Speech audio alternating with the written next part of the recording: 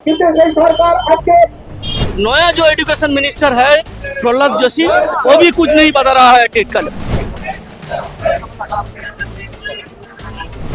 Equal wages in equal work job जो हमारा मांग था, तो उसमें भी ये सरकार कुछ नहीं कर रहे हैं।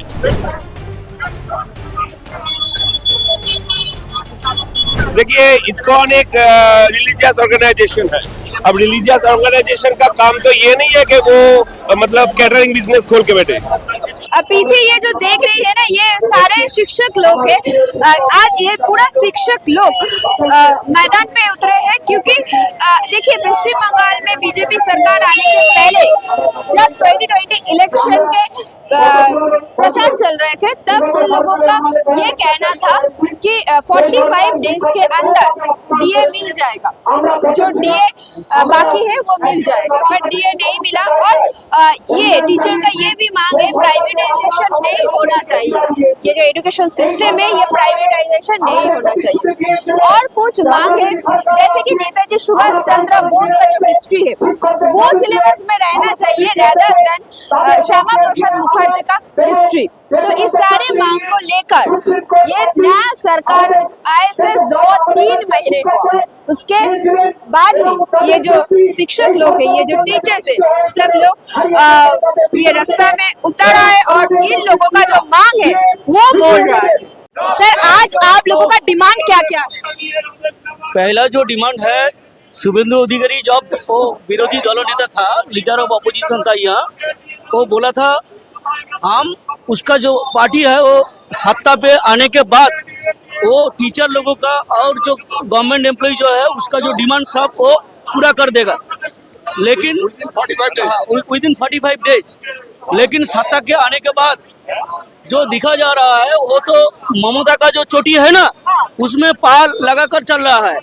उसका पहला फोकस जो है वो तो भाता, वो जो डोल दे रहा है, पहला फोकस है कि, लेकिन गवर्नमेंट एम्प्लॉय टीचर लोगों को जो कमिट किया था वो कोई नहीं फुलफिल कर रहा है।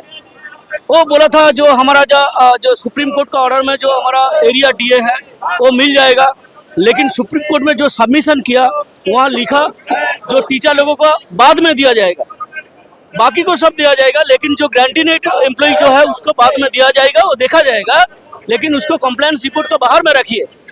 अच्छा, टेट का बारे में केंद्रीय जो एजुकेशन मिनिस्टर था धर्मेंद्र प्रधान, वो बोला था आप हमको सत्ता में ले आइए, मैं टेट का बारे में सोचूंगा, लेकिन उसका तो पद चल गया। नया जो एजुकेशन मिनिस्टर है प्रहलाद जोशी, वो भी कुछ नहीं बता रहा है टेट का।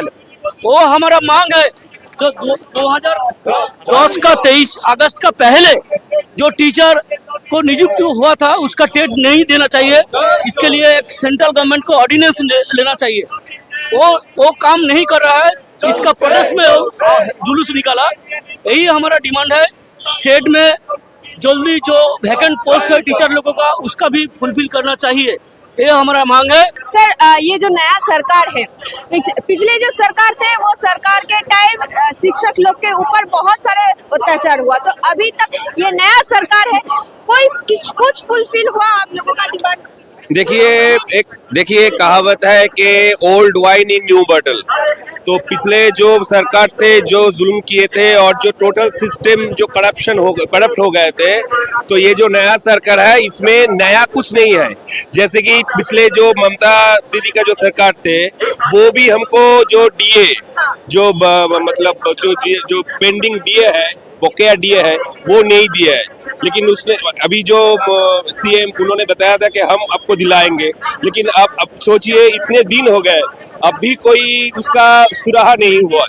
ठीक है, तो उसके साथ साथ आप देखिए किसी भी तरह कोई भी क्षेत्र देखिए, जैसे कि कोई जो equal wages in equal work job जो हमारा मांग था, तो उसमें भी ये सरकार कुछ नहीं कर रहे हैं, बल्कि जो 1-2 हजार रुपए बढ़ाकर, लेकिन जो उनका जो प्रॉमिस था, उनका जो वादा था, उसके खिलाफ ही वो काम कर रहे हैं।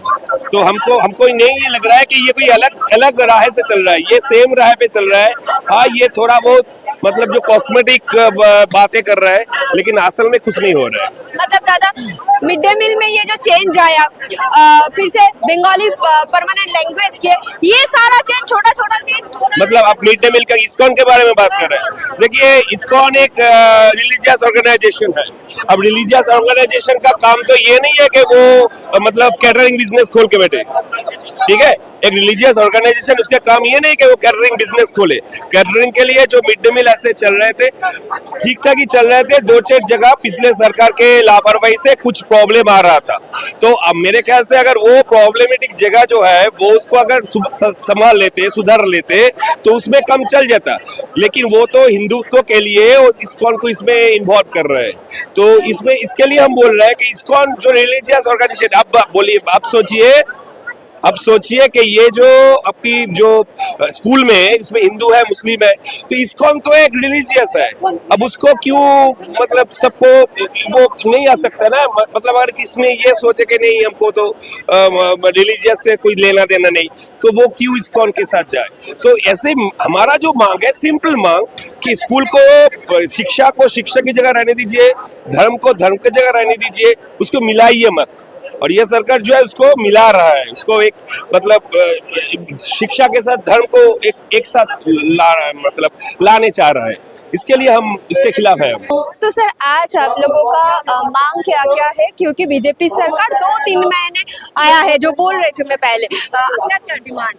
हमको डिमांड है जो ग्रेंटीनेट जो लोग हैं ना, ग्रेंटीनेट में जो शिक्षक है, बोर्ड है, कॉर्पोरेशन है, पंचायत है, इसका जो मांग है, जो सुप्रीम कोर्ट जो राय दिया 2009 को, रोपा जो है ना, रिवाइज पे कमिश्नर जो रोपा है, उसको उसमें लिखा है ग्रेंटीनेट और government employee all are equal for the pay and allowances. वो जो एरिया है, जो सुप्रीम कोर्ट वर्डिक्ट दिया, जो है टोटल उसको 25% मार्च 31 में उसको टाइम में इसको दे दो। किंतु हम देखा ये सरकार ग्रेंटीनेट में जो कर्मचारी है, जो शिक्षक है, इसको कुछ नहीं दिया। Before election opposition leader declared, openly declared, if we came into the power, then within 45 days we shall clear all the areas of teaching, non-teaching, grantee, government employees. Already it was noticed that only they paid the government employees, not the granted employees. This is the main objection. Moreover, the TET, the verdict was declared in 2026, but the verdict was all the teachers of primary and secondaries will be faced the TET exam. Why? Before verdict, why they are sit for the exam? Moreover, more than lakhs, 2 or 3 lakhs post vacant, they are not interested, not published any advertisement to fill up the vacant post.